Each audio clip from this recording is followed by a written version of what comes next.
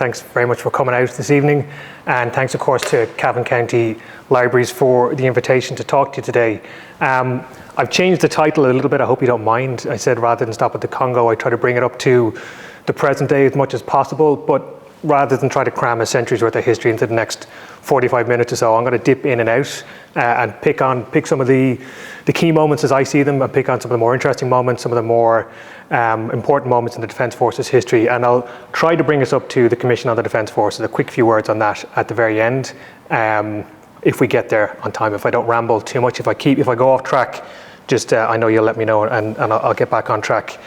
So just to say that, I'll leave my clicker. To start with the beginning, and you have here on the slide, this is a copy of An Tóglacht, which was the newspaper of the IRA, and then of course went on to become the newspaper of the Defence Forces after, from 1922 up to 1933. And this extract, this quote, is from an editorial published in December 1921, when the terms of the treaty were now widely known and the rumbles of dissent were already apparent, both nationally, politically, but within the IRA. And the editorial says that the army is the servant of the nation, and that's where I got the subtitle for the book. I think it's a leitmotif for the Defence Forces history from 1922 right onwards, and I thought that was a really telling moment. But the editorial says that the army will obey the national will expressed by the chosen representatives of the people and interpreted through the proper military channels. Now, as things transpired, of course, that's a forlorn hope. Without recapping, and I don't want to go through the tortuous path, the Dáil and the country were split into pro and anti-treaty factions, and that of course was the fate of the IRA as well. And of course that's the context then in which the National Army is actually founded, an emerging split within the IRA and a slow descent into civil war. But when did the National Army then, I suppose, first appear in public? Now we're having Wi-Fi issues, so I can't play you this clip, but this is a British Pathé newsreel filmed on the 1st of February 1922, and it depicts the very first regular uniformed unit of an Irish army marching down Dame Street, past the Olympia Theatre, past City Hall, on its way to Beggars Bush to take over the barracks from the British Army. It's largely composed, this unit is largely composed of members of Michael Collins' squad and the Dublin Active Service Unit, and they become known as the Dublin Guard, and they really are representative of the very first step in the transformation of the IRA to the National Army. So the 1st of February then, it's a key foundation date for the National Army, not just because you see an army or the first unit in uniform. A couple of days later then you see the very first public funds made available to the National Army, and the first payment to troops within the National Army as well, all happened within the first few days of February.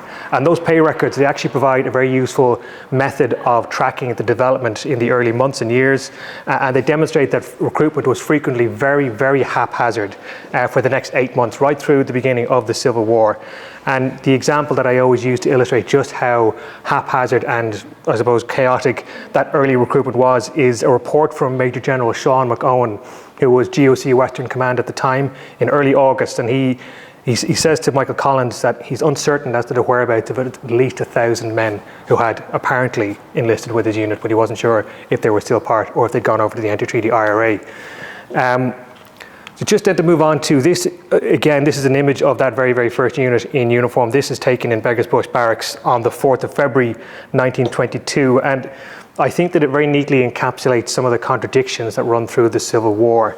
It's a landmark moment for the Defence Forces and the state. What I've highlighted in the square there is the commanding officer, Paddy O'Daly. He played a key role in the fight for Dublin during the Civil War, in the first month of the Civil War, and later becomes officer commanding in Kerry Command. And that's there his story takes a darker turn, as it's under his command that numerous reprisal killings were committed in Kerry, most infamously at Ballyseedy. And these, of course, were in retaliation for the killing of National Army troops by anti-treaty trap mines. And so the Dublin Guard, who were that very, very first unit in uniform, would go on to become synonymous with some of the worst excesses of the National Army during the war itself. Now, the creation of the army, this is just a nice image of O'Connell Street in the midst of the battle for Dublin.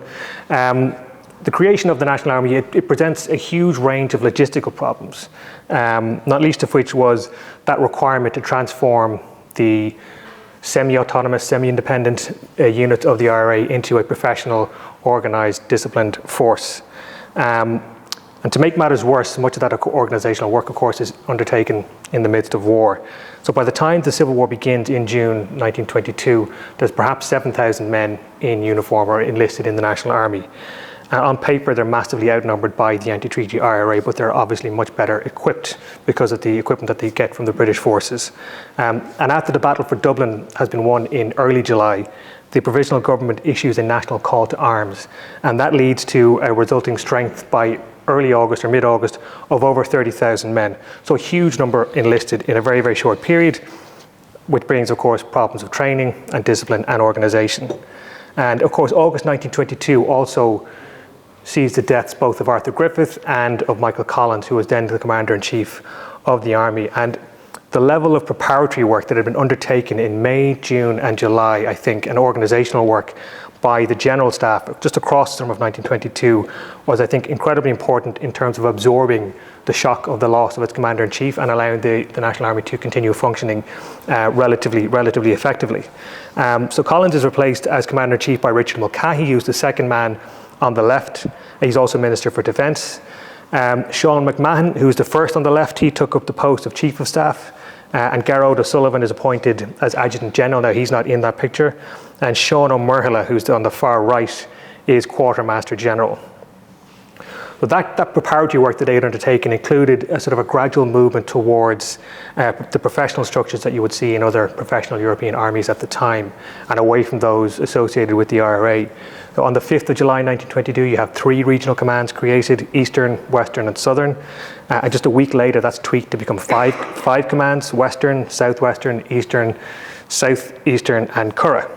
And of course, the Army's structure is again altered in January 1923 in what was really the very, very first large-scale reorganisation and the first time that it began to take on the form of the current Army, as you might say. And it's based on a scheme drafted by Major General Emmett Dalton. So the country is divided into 9 regional commands at that point, and the infantry rearranged into just under 70 battalions. And only the 3rd Infantry Battalion of the current Defence Forces can trace its origins directly to that reorganisation in January 1923. So what about the air and naval wings of the National Army? They were both established in 1922, and to look at the naval arm first, the Defence Forces, they enjoyed a lot of success. The Defence Forces, the National Army, enjoyed a lot of success outflanking anti-treaty troops in the summer of 1922, when it landed at Westport, Fennet, and of course, most importantly, at Cork in July and August of 1922. But what becomes known as the Coastal and Marine Service really starts to take shape in January and February of 1923. That's when the government authorises the purchase of 12 armed trawlers from the British Admiralty at a cost of about £87,000, which is a significant outlay for that time. They were headquartered at Portobello Barracks, which is a bit unusual. And the CMS, as they called it, the Coastal Marine Service, it consisted of 3 elements. So there was a coastal infantry, a coastal patrol, and a marine investigation department that overlapped. All of their duties overlapped enormously with structures that were already in place for the revenue and for coastal patrols that already existed. Major General Joseph Vyse was put in charge of the CMS, and unfortunately for him and for the CMS itself, the whole service got off to a terrible start. The 12 trawlers were due to be overhauled in Britain first and then sent over to Ireland, but a political decision was taken to have them brought over to Ireland and overhauled at Haulbowline. None of the skill set was available in Haulbowline because most of the British personnel who had worked there had gone back to Britain. So what happened was the 12 trawlers ended up sitting in dry dock for several months, and that put the CMS on the back foot from the very, very beginning. You have here on the screen, by the way, this is the SS Dainty, which was the flagship of the Coastal Marine Service. You can see at the aft, the tricolour, and the crew are gathered on the foredeck. Now Mulcahy, because of the delay in getting these trawlers into the water, Mulcahy and the General Staff, they were very, very quickly turned against the service, and they just argued that it was just an expensive luxury.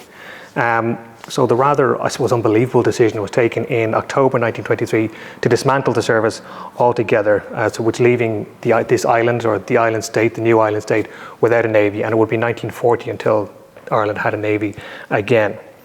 And just to look at the air service then, it was called the Army Air Service originally. It wasn't renamed the Air Corps until 1924. It fares a little better in that it survives, but it survives very tenuously. There's very little use made of the air service during the Civil War, and there's very little use of made after the Civil War as well.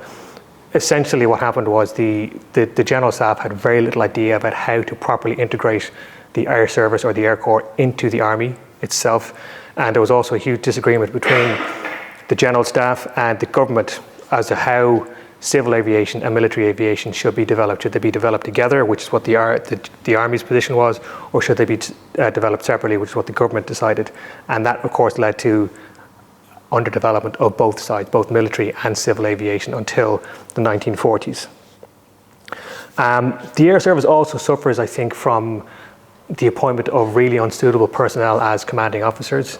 In the 1930s, in particular in the mid-1930s, Richard Mulcahy's brother Patrick, who goes on to become a Chief of Staff and has a very illustrious career with the Defence Forces, he's appointed as GOC of the Air Service in 1936, and it's a disastrous appointment because he doesn't know anything about the air service or about flying, and he makes a number of purchases of aircraft which are wholly unsuitable for the air service's needs, such as they were, and it takes at least a decade for them to recover some of the momentum lost during the late 1930s and early 1940s when he was replaced. Now we're not long past the centenary of the end of the Civil War, and at that point the National Army strength stood at about 55,000 men or so. So there's a huge upscale from 7,000 in June 1922 to 55,000 or so by April and May 1923. By 1931, so just 8 years after the Civil War ended, the Defence Forces strength had actually dipped below 5,000 and hovered at between 5,000 and 6,000 right up until 1940. This is despite the fact that on paper it had an establishment strength of just under 15,000. Now, part of the reason for the reduction, of course, from 55,000 down is that the move to peacetime conditions meant that such a large army was completely unnecessary. It was also incredibly expensive and had cost the state a little over 17 million across 1922 and 1923. Now, that figure was ruthlessly reduced to about just under 1 million per annum for the remainder of the decade and long into the 1930s. So beginning with the reorganisation in January 1923 and a short-lived mutiny in March 1924, the National Army had made this painful transition to a formal state-controlled army with professional structures in place, and greater professionalisation then kind of followed within the constraints of falling personnel numbers and limited budgets, and in the absence of a clearly defined national defence policy, which is an issue that has dogged the Defence Forces ever since its foundation. The General Staff frequently found itself out of step with a government that was increasingly content to maintain the Defence Forces in as small a number as possible, and there was simply no appetite within Leinster House to direct funds towards the Defence Forces after the Civil War. And perhaps, I think most importantly, there was then, and continued to be for several decades, even into the current day, a firm belief that Britain could be relied upon for military assistance in the event of a threat from a belligerent power. And in July 1925, just to give you an example, the Council of Defence presented a memo to the government which outlined the urgent and absolute necessity, just to give you a quote, of providing the Council with at least the outline of a defence policy which would then allow them to dictate how the Defence Forces would evolve and train over the next decade or so. The memo warned that not only were the Defence Forces entirely dependent upon the British Army and British forces for the defence, they were incapable of providing any effective defence against a modern army, navy or air force, and that is a point that is made by the Defence Forces in every decade since that point as well, and right up to the current day with the Commission on the Defence Forces report, the exact same point is made by the Defence Forces. So the government's response, which is delivered in November 1925, was that the Defence Forces were to be, and I'm going to quote here, so organised, trained and equipped as to render capable, should the necessity arise, of full and complete coordination with the forces of the British government in the defence of the Saerstaats's territory. Now, while that's an utterly practical outlook to have at the time, given the funding that was available for the Defence Forces, it's very remarkable when you consider that it's just 3 years or 4 years removed since the end of the War of Independence. And it's also worth noting that, like I said, that very honest internal assessment by the Defence Forces that they were incapable of defending the state's territory is one, like I said, that's repeated every decade. And just to give you a sense then of the work of the Defence Forces in the decade between the end of the Civil War and 1932, when Fianna Fáil came to power This is a list of all the bodies that were established by the Defence Forces to study the problem, if I can put it that way, of how to professionalise and to modernise the Defence Forces. So collectively it entails about 6 to 7 years of intense study and producing detailed reports that were by and large ignored or shelved.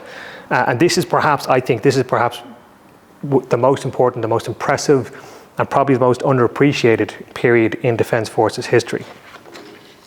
The General Staff was absolutely brimming with ideas on how to evolve and develop the Defence Forces.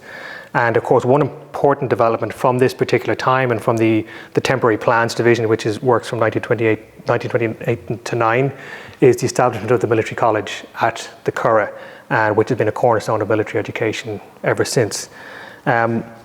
But the proposals that emanated from the Army Organisation Board and from the Temporary Plans Division anticipated a larger army and far greater levels of investment than actually materialised, and apathy really then soon sets in from the late 1920s onwards. Legislation governing the Defence Forces also limited the terms of office for its 3 senior officers, so the Chief of Staff, the Adjutant General and the Quartermaster General, to just 3 years. Yet between 1922 and 1932, only Padraig McMahon served as Chief of Staff for the full 3 years. His predecessor, Sean McMahon, was forced out of office in March 1924, and neither Dan Hogan, Sean McGowan or Joseph Sweeney complete a full term during the 1920s. And I think that's a strikingly high rate of turnover for young men who had come to prominence during the War of Independence and were ideologically committed to the idea of evolving and building an Irish state. And I think that it speaks to the level of disillusionment that they probably had once they realised how little support they were going to get from the Irish government. And that government's willingness, I think, to allow the Defence Forces to shrink to its barest possible minimum after the Civil War. And that's an attitude that's underpinned not just by economic limitations, but also by a deep distrust of the Defence Forces and a dismissal of its potential role and importance to the new state. This is another British Pathé. Again, you can find this on YouTube. It's a British Pathé newsreel of the annual manoeuvres undertaken in 1933. So the 1930s, it's a period of stasis for the Defence Forces. There's some stability because General Michael Brennan is appointed as Chief of Staff in 1931. He stays in place for 10 years, so we get a level of stability with him. His appointment is renewed every 3 years. And if you look at this newsreel, and I do think you could go, like I said, look at it on YouTube, it gives the impression of a very well-drilled, well-organised, well-funded force, because you see armoured cars, you see anti-aircraft guns, you see the Air Corps as well in operation. But really, nothing, as I've said before, nothing could have been further from the truth. Investment in military equipment and material at this point remained at negligible levels. Personnel numbers, like I said, were below 5,000 in 1931, hovered around that number for the rest of the decade. And in 1935, Frank Aiken, who had become Minister for Defence at this stage, informed the Dáil that Ireland was spending less on defence and military equipment than any other European nation, with the possible exceptions of Albania and Bulgaria. So it's within the context of that level of underinvestment, and with Europe inching closer towards war, that the Defence Forces is forced to turn its focus to, again, an external threat. Now, I don't want to go into the emergency in too much detail here. It's fairly well known. It's a well-known period of our history, but just to highlight these key points, and it's worth pausing, I think, at this stage to note that at the start of the Second World War, the Defence Forces is called upon for the second time in its history and the second time in less than 2 decades to defend the state from a potentially existential threat, and it rises to the challenge. So within 2 years, the number of men in uniform goes from 7,000 to just over 40,000, well-trained, well-drilled, just having completed the Blackwater manoeuvres, which is the largest ever exercise by the Defence Forces in its history. And under Dan McKenna's eye and under Dan McKenna's guidance, had become a force that was at least capable of offering some defence of the state's territory should it be necessary. But what I would rather focus on, just in terms of the emergency, is the 18th military mission and the extent to which Ireland actually cooperated with the Allies during the war, and specifically with Britain through the 18th military mission, which was a body set up to coordinate that cooperation between the Irish Defence Forces and the British forces. Now, it's fairly well known, I think, at this point, that Ireland's neutrality was very heavily inclined towards the Allies, so I don't need to go over too much here. We shared military intelligence with them, including our success in decrypting German ciphers. We shared meteorological data with them, which have most famously when reports from Blacksod Lighthouse enabled the changing of the date of the D-Day landings. And this here as well, this is the signs which were dotted around the coast, 83 signs in total. The coordinates of those were given to the British and to the American airmen, but not to the Germans. So that's all fairly well known, but the levels of cooperation, they go much deeper still, I think. And even though diplomatic tensions with Britain are at a high point for 1940 right through to the end of 1941, and there is very much a real danger of a British invasion of Ireland. The surrender of France in June 1940, accelerated contacts between the Irish General and British General Staffs. And in June 1940, then you have the 18th Military Mission established to provide that conduit between them. And the ensuing contacts, I think, contributed to a significant easing of that tension between the British and between the Irish. So instead of the possibility of there being a British invasion of Ireland, you have cooperation to the point that facilitates British preparations to come into Ireland with its forces to resist any German invasion of the state. So the kind of cooperation that was happening was the British would send highly detailed questionnaires to the Defence Forces looking for huge amounts of information on just about every single detail about Irish defence planning and operational matters. So we would have shared information on our communication networks in Dublin, evacuation plans to move people out of the city, also ideal landing points around the country, and also the infrastructure that we planned to destroy in the event of an invasion by Germany. All that information was shared with the British so that they could make plans to come around and if they came over the border to move to use the appropriate routes. Now some of the levels of our engagement with these questionnaires varied sometimes. When they asked us exactly how many troops we had in arms and the exact dispositions, we didn't tell them that particular level of information, but normally we shared most of the stuff that we had and most of the details that we had. And of course information flowed in the other direction as well. So the British, from as early as July 1940, the British sent all of their training instructions to us that they were also issuing to their troops that were based in Northern Ireland. And they prepared special intelligence reports for us, which are distributed to General Staff. And then from November 1941, they simply forwarded on all of the British War Office's briefings to the Irish General Staff. And these were summarised by G2 branch, which was our intelligence, and then distributed around the commands. And after America enters the war, diplomatic tensions drop and the level of cooperation gets even higher. So for example, the British were permitted to establish coal and fuel dumps in Ireland. So by October 1942, there's more than 200,000 gallons of petrol stored at Carton House to facilitate the British if they came into Ireland to assist us at any stage. And of course, I think maybe the most important logistical assistance provided to the British was the establishment of the Donegal air corridor and the facilitation of British and American troop movements through Shannon and through Foynes Airport in Limerick, which was technically a breach of the rules of neutrality. So that restriction is increasingly flouted from 1942 onwards. So 18th Military Mission, it's effectively dismantled by the end of 1943 when US and British troops have left Northern Ireland and relocated to England in advance of the D-Day invasions. But that level of cooperation, like I said, it continues right through to the end of the war.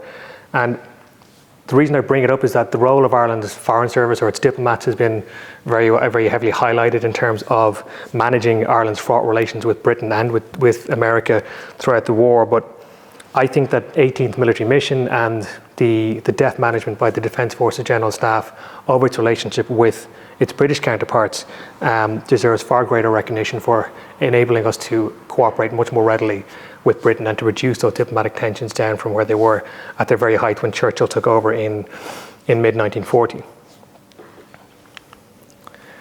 So just to move on then from the emergency to bring us into the 1950s, despite the drafting of a very comprehensive set of planning documents by the Defence Forces in late 1944, it's called the Memorandum on the Defence Forces, and they're discussed at length with the Taoiseach, Eamon de Valera, and he gives a commitment that there will never be a return to the doldrum of the 1930s for the Defence Forces, but within a decade, by the mid-1950s, they're once more at a very, very low ebb, the Defence Forces. And one of the future Chiefs of Staff, Jerry McMahon, enrolled in the cadet school in 1953, and he later recalled of the Defence Forces that he joined and when he was commissioned as withering on the vine. Those are his words, that the Defence Force at the time was withering on the vine, but that changed shortly after Ireland's admission to the United Nations in 1955. And in June 1958, the Irish government received a request from the UN Secretary General, Dag Hammarskjöld, for 5 officers of either major or captain rank to join the UN Observer Group in Lebanon, or UNIGIL. Now, Irish deployment with UNIGIL in 1958 eventually rises to 50 officers who serve for between 3 and 6 months in Lebanon. And just here on the slide, you have 4 of those officers. There's Captain, from left to right, Captain Patrick Keogh, Captain James Liddy, Commandant Patrick Hogan, and Captain Thomas Furlong. And they're at Geneva Airport here on their way to Beirut at the end of August 1958. Now, the Defence Forces participation in UNIGIL marks not just its entry into international peacekeeping, but the beginning of that unbroken period of service with UN-mandated missions that has lasted ever since, so for more than 6 decades. And in practical terms, it really enhances the state's reputation at the UN, and it also provides a really valuable opportunity for the Defence Forces to adjust to the command and control structures of UN missions, which maintained a very different, or an operational independence from its constituent military forces. And public reaction to the Defence Forces involvement in UNIGIL is very, very positive, and most notably in the recruitment campaign of late 1958, which sees the Defence Forces strength raised just above 9,000 for the first time since the end of the 1940s. Now, these officers that went to Lebanon in 1958 were handpicked by the General Staff, and their performance there bolsters the reputation of the Defence Forces among its international peers. And that burgeoning reputation, in addition to Ireland's lack of a colonial history on the African continent, marked the Defence Forces as a really ideal candidate to participate in a UN-mandated mission in Congo with ONUC in July 1960. So just to give a quick background, internal strife and interference from Belgian gendarmerie had brought the newly independent nation of Congo to the brink of disintegration. And when its government sought assistance from the UN, Hammarskjöld once more requested Irish participation, but this time in the form of a battalion with light arms and supporting services. The 32nd Infantry Battalion is activated on the 2nd of July 1960 with a strength of 685 all ranks, and is deployed to Congo at the end of the month. Now, Major General Sean McOwen, who was appointed as Chief of Staff in January 1960, he later recalled that the speed with which the Defence Forces were required to deploy after that initial request was made caught them a little bit off guard, but the opportunity to revitalise the Defence Forces after almost a decade of withering on the vine was one that couldn't be turned down. So the troops that went across to Congo had less than 4 weeks of training and were drawn from all across the commands and all from different units. Volunteers, obviously, but all, so they had very, very little time to gel together or to train together. So when the UN requested a 2nd battalion the next month, there was very little hesitation by the government. I think that the General Staff might have had a pause at this point, but again, acquiesced, and their reservations, I think, were very well founded given the relative unpreparedness of the troops and the unsuitability of their equipment. So by September 1960, there are just under 1,400 Irish troops in Congo, which is a staggering 17% of the entire Irish Defence Forces in Congo at that time. And all the troops deployed to Congo over the next 4 years entered a very volatile situation, often very dangerous, especially in the first 18 months, up to mid-1960, well, up to the end of 1961. Acclimatization was, difficult because of a new continent. It was new conditions. There was hostility from a lot of the local tribes that they encountered, cultural differences, and they had a real inability to communicate. The first 2 battalions that went over had nobody who could speak Lugala or any of the languages that they needed to speak in Congo. And for the first time then since the Civil War, Irish troops found themselves in combat operations. And of the 26 Irish soldiers who died in Congo, 16 were killed in action. And I think it's probably worth saying that however urgent the need to revitalise the Defence Forces was, Those casualties really highlighted the grave risks that were taken by both the government and by the general staff in deploying soldiers untrained in the kind of warfare or the kind of combat operations that they would meet, and initially largely equipped with obsolete weaponry and lacking armoured transport. And that photograph there on the left is taken from 1962. It's not until the start of 1961 that armoured cars are deployed with the Irish troops to go to Congo, largely in response to what happened, the ambush at Niemba. So this is actually, 1963 is 38th Infantry Battalion. So they have modern Belgian FAL rifles, and they've got it supported by I think it's a Ford Mark VI armoured car. It was actually built in Carlow modified in Carlow during the emergency. Irish deployment with ONUC, it ends in, I think, summer 1964. Of course, it's immediately followed by deployment to Cyprus with UNFICYP. And all told, I think over the last 65 years or so, Defence Forces personnel have completed just over 74,000 tours of overseas duty. And when I last counted, it changed all the time, that was spread out across 80 separate missions, both former and currently ongoing. And just to shift gears just a little bit, in the book and when I was doing the research, what really struck me, I'm very often critical of the constraints that are placed on the Defence Forces by external factors. So the Department of Finance, for example, is a very frequent stumbling block on the Defence Forces plans because they just say no to requests for funding.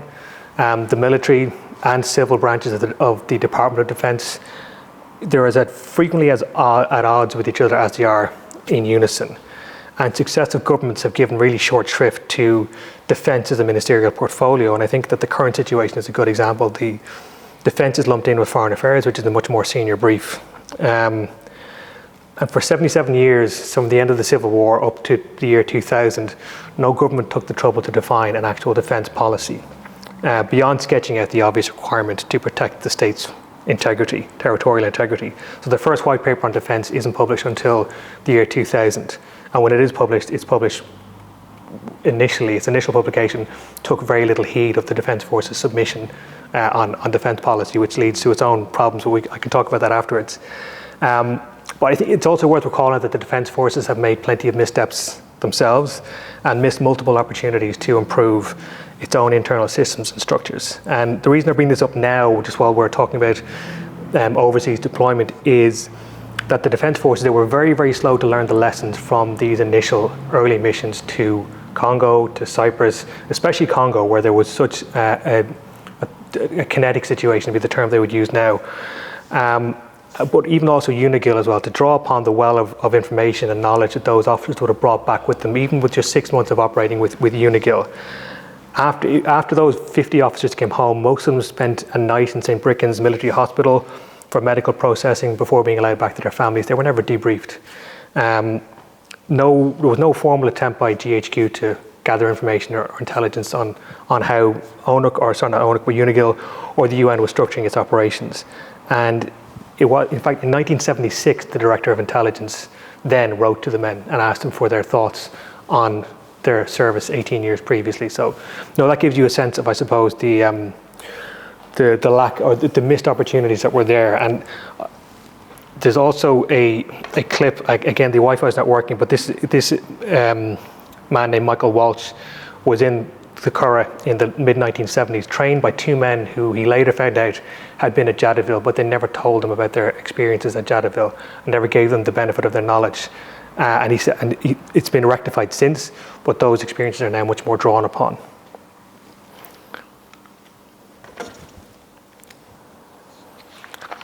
Just then, if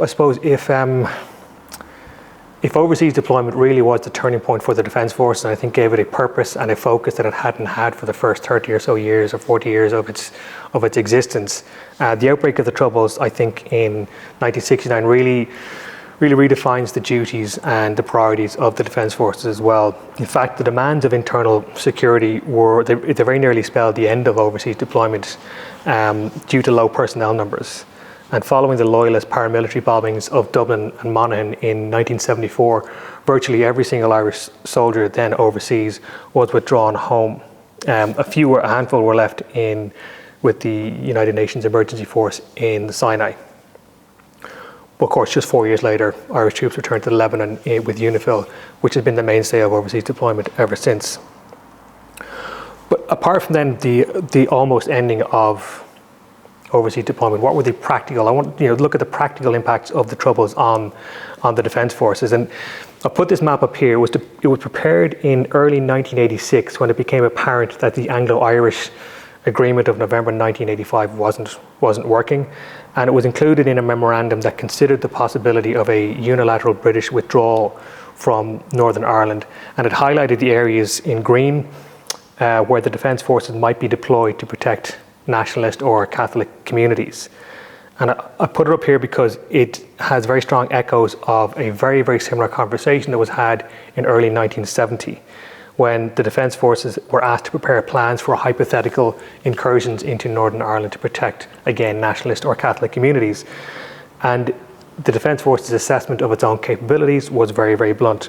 Due to inadequate training, deficiencies in personnel and equipment, they were incapable of mounting an effective cross-border military operation that would bring them into conflict with British security forces. So in practical terms then, the Troubles really exposes some serious problems within the Defence Forces.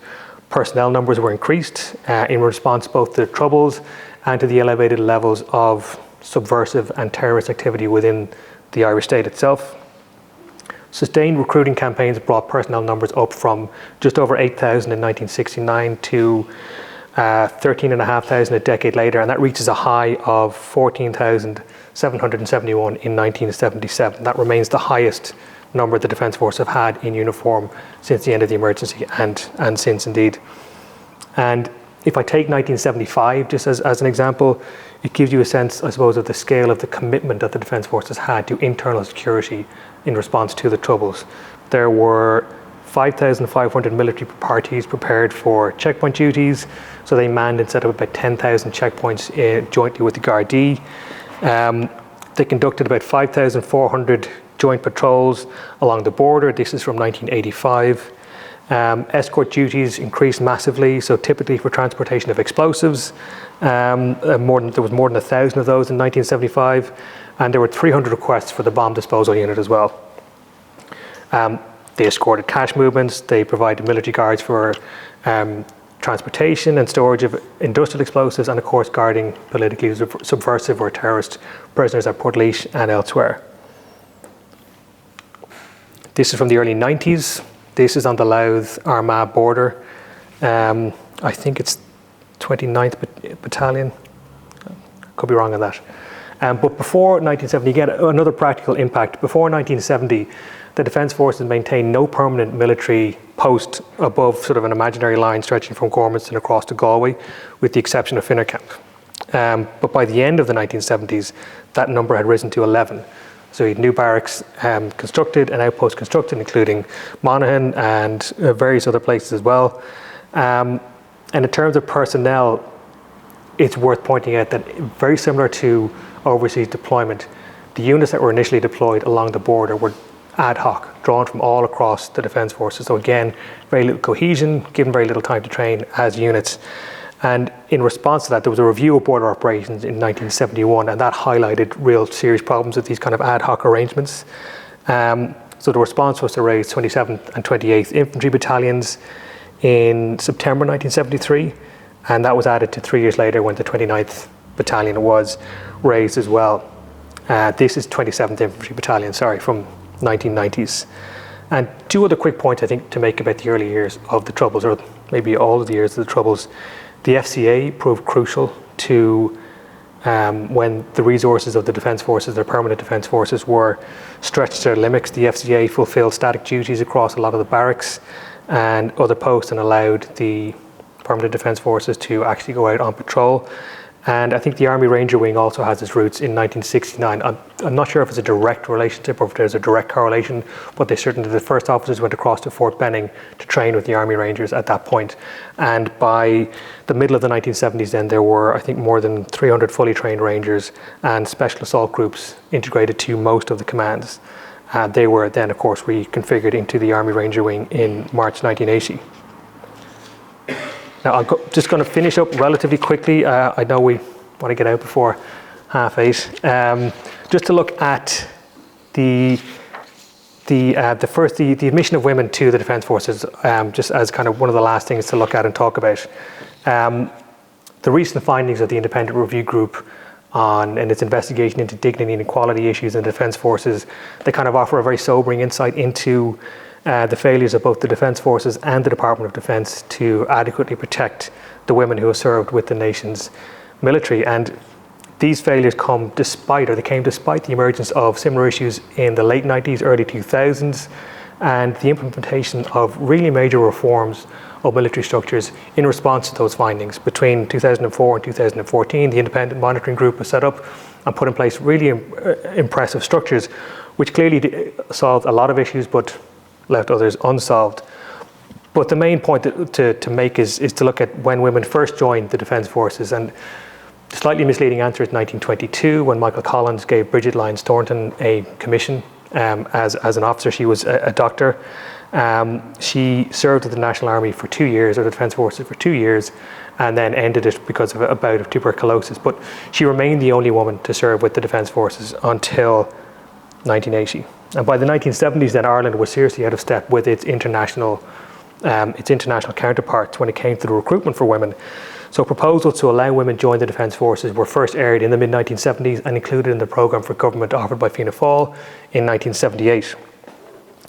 And it convened then a working body to examine the issue and to put forward proposals for admitting women. And its first report included the very underwhelming conclusion that women or women's service corps or women could have a useful role as part of the Defence Forces. And I think then that report kind of sets the tone, and there's an inequality and a kind of enduring casual dismissal of the value women might add to the Defence Forces baked into the system from the very, very beginning. And that's clear not just from that report, but also the Minister for Defence, Robert Malloy, who was a very good Minister for Defence for the Defence Forces in general. He recommended that the Women's Service Corps should be allowed because it could participate in a worthwhile and conspicuous manner in ceremonial occasions. Female personnel would also be non-combatant and ineligible for duties of a security or operational nature under arms. And government approval then was granted in June 1979. And there was 4 cadetships offered to train in the initial intake of women officers in December 1979. They had to have a university degree, even though male recruits or male cadets only had to have a leaving cert.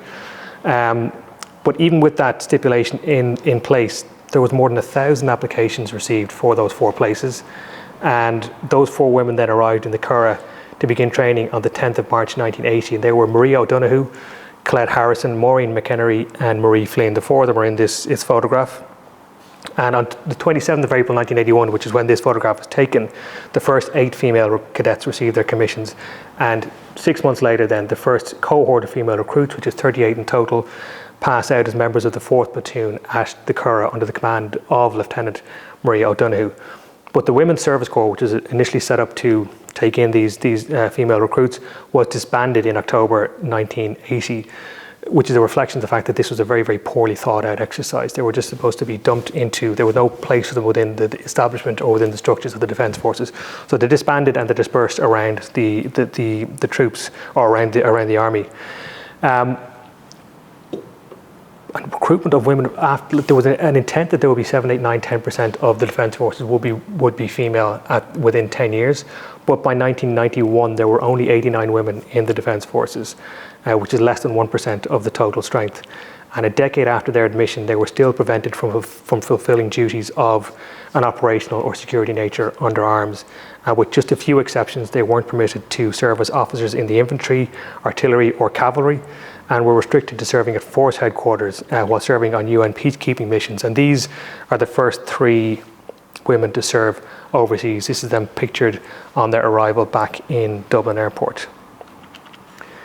Now, when the General Staff reviewed the situation in 1990-1991, they decided that they were happy with how things were set up, but they got such a backlash from the women who were then serving with the Defence Forces, and also from the Judge Advocate General's office, which raised serious issues in terms of equality legislation and the fact that the legislation required the Defence Forces to be more open to women serving in the same capacity as their male counterparts. That led to a rethink, and the Chief of Staff at the time in 1991, Lieutenant General James Parker, he convened another board in October 1991, and they belatedly recognised that international norms were increasingly tending towards full integration of women soldiers, and it recommended that women be allowed to fully participate in all aspects of the Defence Forces from that point onwards. So restrictions on deployment of women were removed in 1993, and the full integration of women was achieved over the remainder of the decade. And I'll just finish up by just talking very, very quickly about the Commission on the Defence. There's a huge amount of topics that I could get into, and I do go into them in the book in quite a lot of detail, but just to look up to finish with the Commission on the Defence Forces. They were late submitting their report, if you remember. It came in about February 2022, and I was praying that they wouldn't actually submit it when I was finishing the book, because then I'd have to include it in the book, but I did unfortunately have to give some thoughts on it in the book itself. And what they do, I think, what they did is that, well, what I would say, just maybe to preface this a little bit, I think that the Defence Forces have remained and still remain something of an enigma to the general Irish public. They're one of the most frequently discussed, yes, least understood elements of the public sector. Unlike foreign policy, with which the Defence Forces have been intimately entwined for the last 6 decades, there's never really been a concerted effort to outline the Defence Forces mission to the general public. Overseas activities really ensure a very high profile, but I think that there remains a broader confusion about the role and the purpose of the Defence Forces to the general layman. And as I said, as I was finishing the book, the Commission on the Defence Forces delivered its report, and in which it highlighted a number of organisational challenges, funding issues, and that required attention both from within and without the Defence Forces. And the government's response was to accept the second level of recommendations. And if those recommendations are adopted and followed through, I think that this marks an inflection point for the Defence Forces, one which suggests to me an evolutionary moment which is of a similar nature to that between 1922 and 1924, when the RIA was transformed into the National Army and then into the Defence Forces. And I'll leave it there. Thanks very much for